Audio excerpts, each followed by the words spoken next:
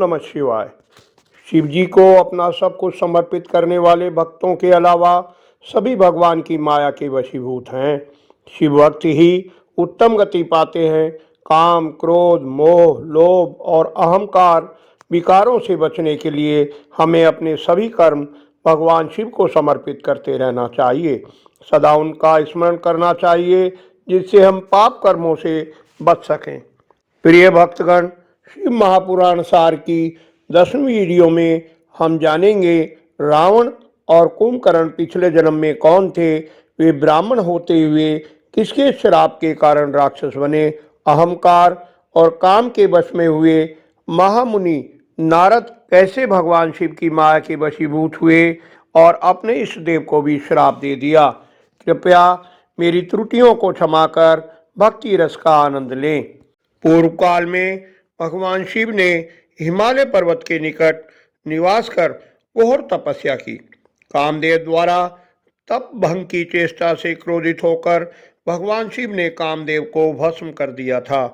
इससे अत्यंत दुखी हुई कामदेव की पत्नी रति और अन्य देवताओं द्वारा सृष्टि के हित में कामदेव को पुनः जीवित करने की प्रार्थना पर भगवान शिव ने कहा, कुछ समय बाद कामदेव पुनः जीवित हो जाएगा, लेकिन इस आश्रम से जितनी दूर दिखाई देता है उतने क्षेत्र में कामदेव का प्रभाव नहीं होगा।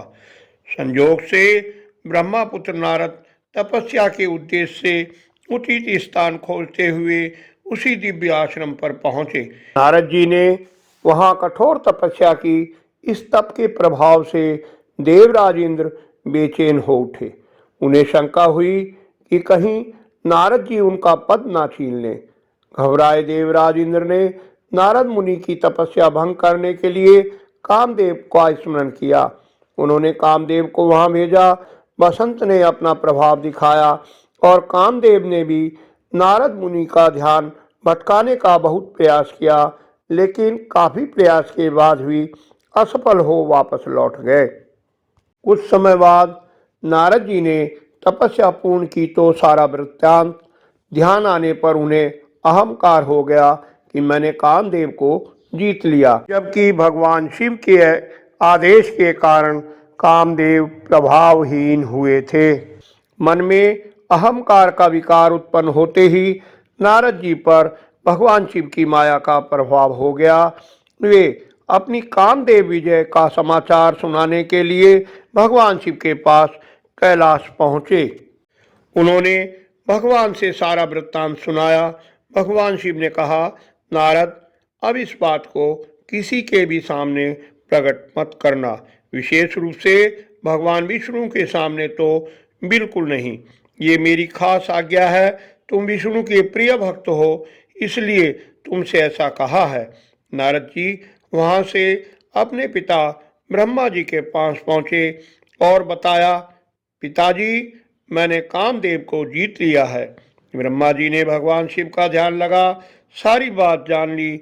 उन्होंने भी समझाया, पुत्र, इस बात को अब किसी के सामने मत कहना। लेकिन भगवान शिव की माया के वशीभूत नारद जी अपने इष्ट देव विष्णु जी के पास जा पहुंचे और कामदेव विजय की बात बताई। भगवान विष्णु सब जान गए कि ये भगवान शिव की माया के वशीभूत है। उन्होंने नारद जी की खूब प्रशंसा की, जिससे नारद जी को और अहंकार हो गया। फिर वे भगवान से विदा ले चल दिए। आगे आकर नारद जी ने देखा बहुत ही सुंदर नगरी है, जहां उत्सव का आयोजन चल रहा है। मालूम हुआ कि वहां के राजा ने अपनी राजकुमारी के लिए स्वयंवर रचा है। नारद जी का स्वागत सत्कार कर राजा ने अपनी पुत्री को बुलाया और मुनि से उसका भविष्य पूछा। उन्होंने कहा, राजन, आपकी पुत्री सर्वगुण संपन्न लक्ष्मी स्वरूपा है। इसका विवाह जिस वीर से होगा उसे भगवान शिव के अलावा कोई नहीं हरा सकता।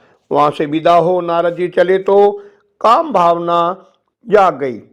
कामदेव विजयी नारद राजकुमारी को पाने के लिए आतुर हो उठे। नारद जी को पहले अहंकार हुआ, फिर मोह जागा, फिर काम भावना बलवती हो उठी और लोभ आ गया। राजकुमारी को पाने के लिए आतुर हो उठे। वे वापस भगवान विष्णु के पास पहुंचे और उनसे उनका स्वरूप मांगा।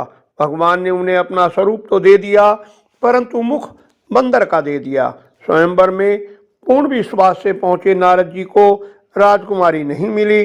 उसे भगवान विष्णु लेकर अंतर्धान हो गए। वहां आए दो शिव पार्षदों ने नारद जी को बंदर मुख होने की बात बताई तो दर्पण में मुख देख नारद जी को क्रोध हो गया। उन्होंने शिव पार्षदों को श्राप दिया कि तुम अगले जन्म में ब्राह्मण कुल में जन्म लेकर भी बड़े भारी राक्षस बनोगे, जो रावण और कुंभकर्ण बने।